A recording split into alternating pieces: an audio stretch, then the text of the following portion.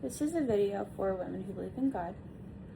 So in Matthew 22:36-40, it's going to go over the two elevated commandments, right? And these are what all the law and the prophets hang on. So, let's start verse. Matthew 22, verse 36. Master, which is the great commandment in the law?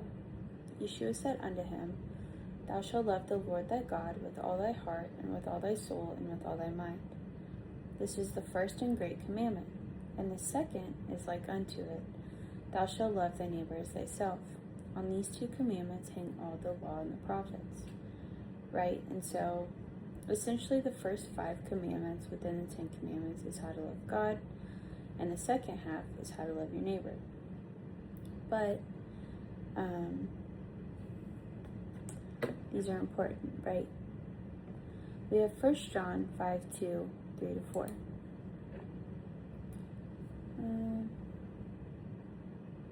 I'll start at verse 1. Whosoever believeth that Yeshua is the Christ is born of God, and everyone that loveth him that begat loveth him also that is begotten of him. By this we know that we love the children of God, when we love God and keep his commandments. For this is the love of God, that we keep his commandments, and his commandments are not grievous. For whatsoever is born of God overcometh the world, and this is the victory that overcometh the world, even our faith. Right? So we have that there. That tells us, right, if we love God, we're going to keep his commandments. And in the beginning, it says that you're basically begotten of him because you obey the commandments. So if you're not obeying the commandments, you're not of him.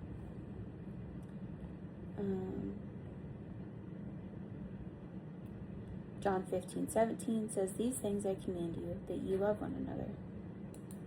Right? And then in Deuteronomy 6, says, Now these are the commandments, the statutes, and the judgments which Jehovah your God commanded to teach you, that you might do them in the land whither you go to possess it, that thou mightest fear Jehovah thy God, to keep all his statutes and his commandments, which I command thee, thou and thy son and thy son's son, all the days of thy life, and thy days may be prolonged. Hear therefore, O Israel, and observe to do it, that it may be well with thee. Doing well is the royal law. Royal law is loving your neighbor, that you may increase mightily, as Jehovah God of thy fathers hath promised thee, in the land that floweth with milk and honey. Hear, O Israel, Jehovah our God is one Lord. And thou shalt love the Lord thy God with all thy heart, and with all thy soul, and with all thy might. Right? Does this sound familiar? It should, because we just read that, being the first elevated commandment. And then we have loving your neighbor, defined in Leviticus 19:15-18. Ye shall do no unrighteousness in judgment. Thou shalt not respect the person of the poor, nor honor the person of the mighty. But in righteousness shalt thou judge thy neighbor. Thou shalt not go up and down as a talebearer among thy people, neither shalt thou stand against the blood of thy neighbor. I am Jehovah. Thou shalt not hate thy brother in thine heart. Thou shalt in any wise rebuke thy neighbor, and not suffer sin upon him.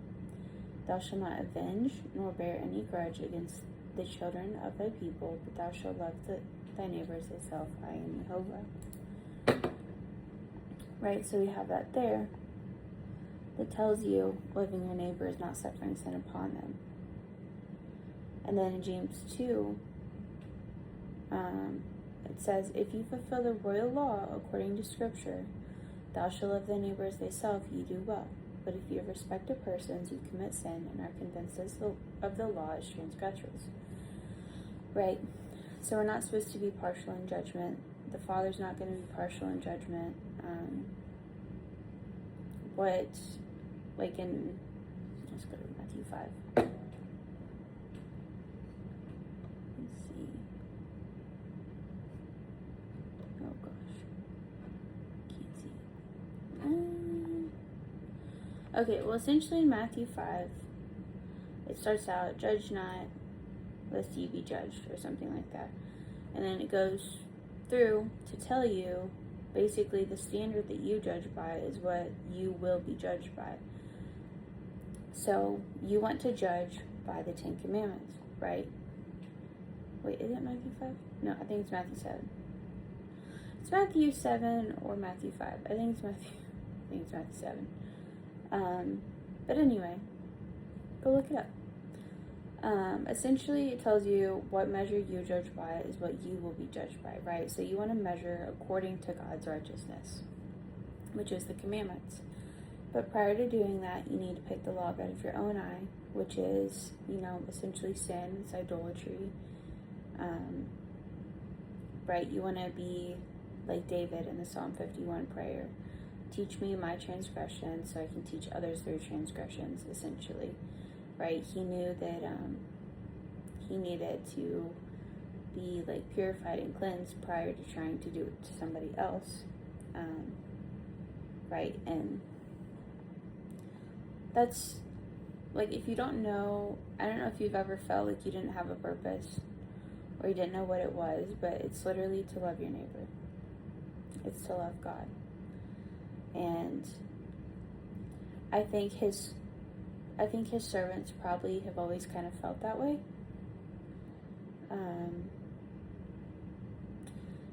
But anyway, that is what we're here for. We're here to love our neighbor as ourselves. And so, again, the two elevated commandments, loving God is keeping his commandments, loving your neighbor is rebuking sin. We went through just a couple places in the Bible that define it, but there's other places as well. But keep it in your little pocket that loving your neighbor is also called the royal law, and that you do well when you fulfill the royal law.